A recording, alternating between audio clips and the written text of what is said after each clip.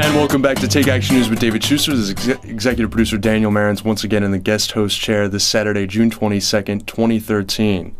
A do-nothing Congress? You might think so by the number of bills that they have passed. But at least in the House of Representatives, where the Tea Party Republicans took power in 2010 and remain in power, albeit with a slightly smaller majority, that changed a little bit this week, and that they finally passed a major bill. Of course, it's a major bill that's going nowhere, that's unconstitutional, and that violates a woman's right to choose. And that is a bill that was banning abortion after 20 weeks. Joining me now to talk about this and other aspects of the war on women, which is real, Addie Stan, the senior Washington correspondent for RH Reality Check. Addie, thanks so much for joining us in studio. So much for having me, Daniel.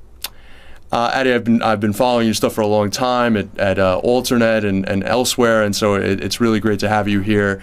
This debate took some weird turns on the Republican side, and we're going to play some sound elements that I want folks to listen carefully to. And that is, initially, it started with what we thought was sort of the height of Republican ignorance, in that we had a Representative Trent Franks, and this is sound element 13, saying that so a little bit of background, right? Roe versus Wade says that you can't ban this stuff until the fetus is viable, right? And that is generally considered to be, I don't know what is that considered? Usually around 24 weeks past fertilization. Okay. And so that, in that case, then it's up to the states at that point in some cases, but there always still has to be an exception for the health of the mother and rape and incest. Right. Well, so Congressman Trent Franks was essentially saying, well, they're trying to make this all about rape and incest, but women basically don't get pregnant from rape. Everybody knows that. And the little Todd Aiken redux. Here's what Trent Franks said. We have sound of that.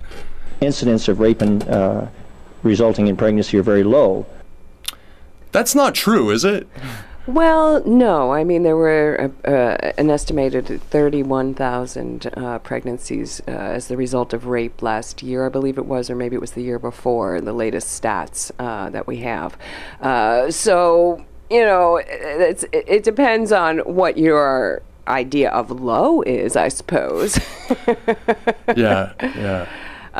So yeah, Daniel, I mean, it's just that when Trent Franks made those remarks, which weren't quite the same as Aiken's, you know, which is what the right is focused on. Well, he didn't say a woman's body kind of has a way of shutting that thing down, right? He didn't say that. But it was so... He didn't say it's impossible.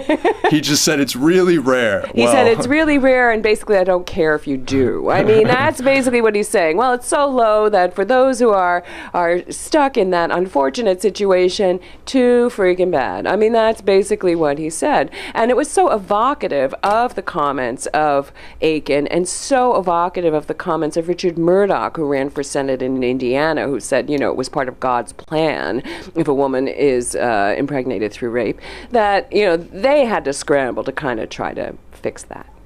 Oh my God! So basically, he's like slightly less of an idiot than Aiken, and a lot more of a jerk. If that's one way to, you know, I'll leave it for you to decide. Because I mean, at least if you think a woman's body is a way of shutting it down, then you're not really protecting against any real phenomenon.